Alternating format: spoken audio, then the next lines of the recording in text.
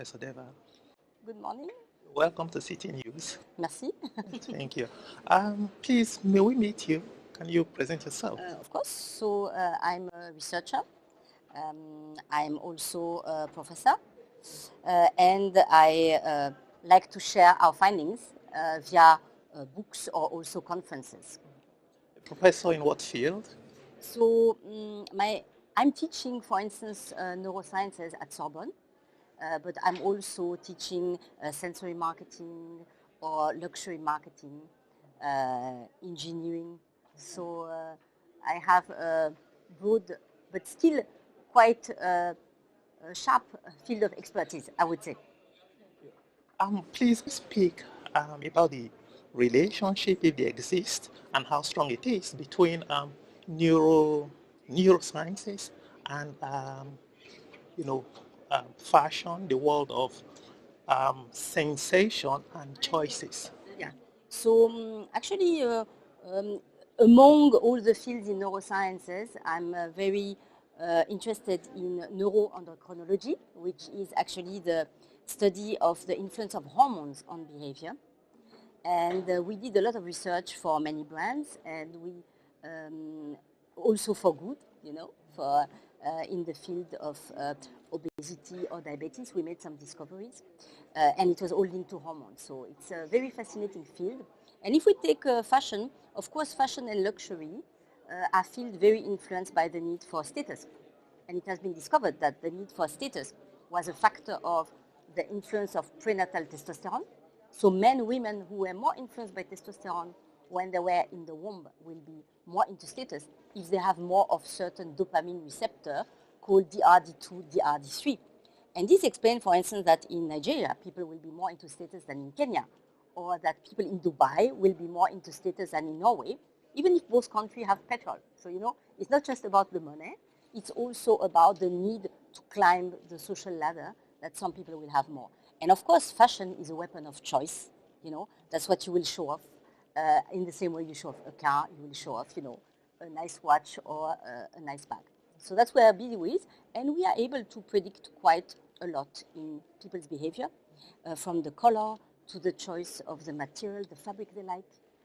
It's all coming down to the type of receptor they have in their body. If you are more sensitive to touch, you will prefer cotton. If you are less sensitive to touch, your criteria will change. You will like a fabric to be sleek, instead of being fluffy. Same for color. If you are far-sighted, nearsighted, you will be more irritated, more pleased by different colors. So that's the field I'm busy with, and I'm glad I can share a bit about it with you. Wow, this is unexpected to me, at least. It's brilliant. Do you mean to say that some of the choices we make are not influenced by our own deductive and logical thinking? Are they things we can't do anything about? Actually, it's based on our perception, but the perception is based on the sensor we have. I give you an example. The first research was on coffee. Our client was asking us, why do people like a strong coffee? Why do some people add milk, sugar? I was like, yeah, why do people drink tea? And what we found out is if you cut 1 square centimeter of the tongue and you count the taste buds, some people have 10 taste buds, some people have 1,100. The more you have taste buds, the more the food is intense. So the same cup of coffee, people with 10 taste buds, they will say, it's watery. And people with 1,100 taste buds, they will be like, this is disgusting, So then the memories you will build of what you ate, what you like, dislike, it's your own memories, but it's based on your perception. Because the first time you will taste something, your body will have a response to it that you cannot really control. Then you can decide to drink vodka in spite of it's disgusting, but each time you will drink it, it will burn your tongue.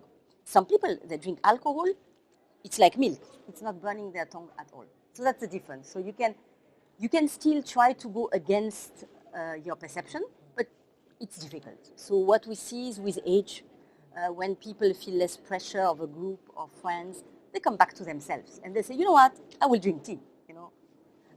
So that's what we observe. Okay, for the user's bias, so to speak, is there a need for us to know what we naturally like based on how we are wired? Or is it something only for the big brands who want to increase their sales? No, I think it's especially important for people, and I'm glad you asked that, because, for instance, I used to smoke. Very bad idea, very stupid. I was very young on top of it. And one day I decided to smoke. So I quit one day to the other without any help, whatever. A friend of mine saw that. He said, what? You quit smoking like that? I do it also. I said, yeah, cool. After a couple of years, he had a headache like crazy. With friends, we went to the emergency room. And then the doctor, the intern, looked at him, and he looked at us. He said, did your friend stop smoking?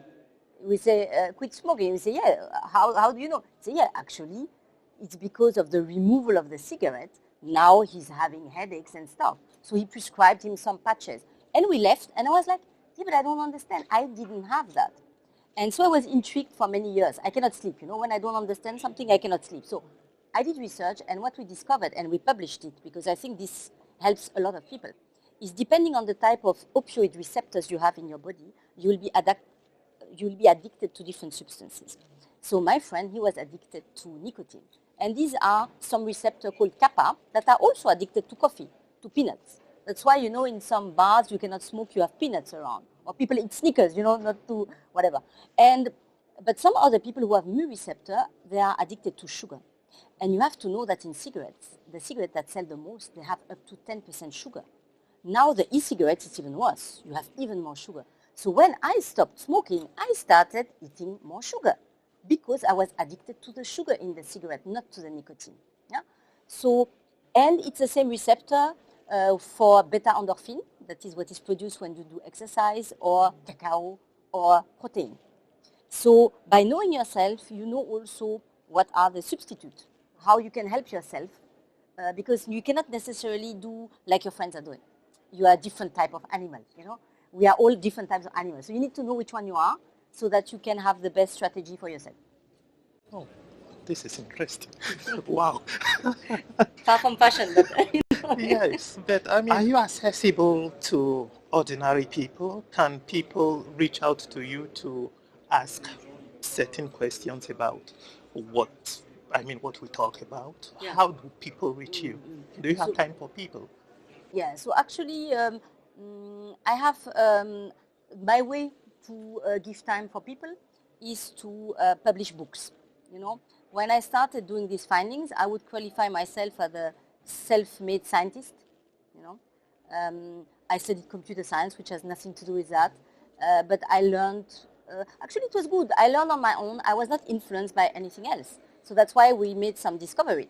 For instance, we found out that some people hear 4 times louder than others. So we really made scientific discoveries, and this discovery, I always try to share them, or via scientific poster at conferences, or via books. So I published so far 8 books. So yeah, so you can find some books. You have one book, The Right Sensory Mix, that got a prize from the American Marketing Association. Another book, Designing Luxury Brands, if you are more into fashion and luxury.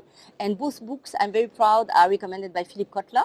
So, you know, that's really a chance for me, because I teach in some MBA. Usually I recommend his book. So now I'm the lucky one. He's recommending my books. So usually I do that. I try to publish a maximum of things. And I try to publish via books, because my publisher lets me write whatever I want to write. I found out that if I try to do peer review publishing, it's being censored, it's being filtered. You have to be nice with some other people. But I want to share the findings, you know, even if they are not politically correct. Because when I found that, sugar was still popular. Now everybody's like, oh, sugar is bad. At that time, nobody said nothing about sugar, you know. So I don't want to wait for the trend. I want to help the people now. So I found out that books is the best. Videos, I try also to publish some videos. So if you you can follow me on Twitter or LinkedIn. I always try to help when I can. Yeah. What we are going to do, we are going to publish a list of your books. We are going to have it running on the great. screen. Yeah, that's nice. That is brilliant. And lastly, could you tell us a little about what your presentation today will be about? Yeah, sure. So today, it's all about artificial intelligence. So there's a lot being told about artificial intelligence. So for the record, as I told you, I studied computer science. So I was coding, at the beginning of times, at the origin of times I was coding. And not so much changed, in fact, to be honest. Machine learning is around for 20 years or more. So it didn't change so much. What can make a dramatical change is our knowledge of people. So what we don't understand is intelligence. Actually, we try to code machines, but we don't even understand our own decisions. All the things we shared about people choices, preferences, is hardly documented. So my role is to help companies to better understand human intelligence. And instead of trying to badly mimic it, to add superpowers to it.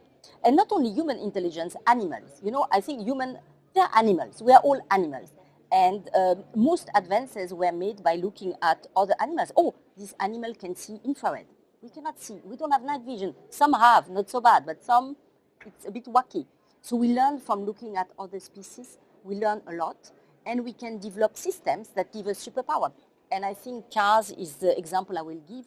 For many years, cars is giving us more and more superpowers. Some people cannot park so well. Now they have an assistant. Some people are not so good at night vision. They have an assistant. But the more you understand the weaknesses of the different people, the more you can adapt. Because some people, they don't need the parking assistant. And some, it really changes their day. So that's what the talk will be about, to have a better knowledge of people, in fact, before focusing so much on machines. This is impressive. What I take out of this is, if you feel inadequate in some aspects of your life, you shouldn't feel disappointed or really feel bad, because it's not a failure. And I guess a lot of people out there will be happy to know what this lady has been doing and the impact of her studies on future development to do with things of this kind. We were happy to have you here. I was so happy to be here, and indeed I think your message is the right one. We are different, and it's a good thing. And we need to understand this difference to adapt things to different type of people, and stopping saying that you have some normal people and the other people. I can confirm, no, we are all somewhere on the spectrum of something. We don't see the same color, we don't have the same taste. So I think we need to acknowledge that and to make a society for everybody. That's my view. Thank you so much.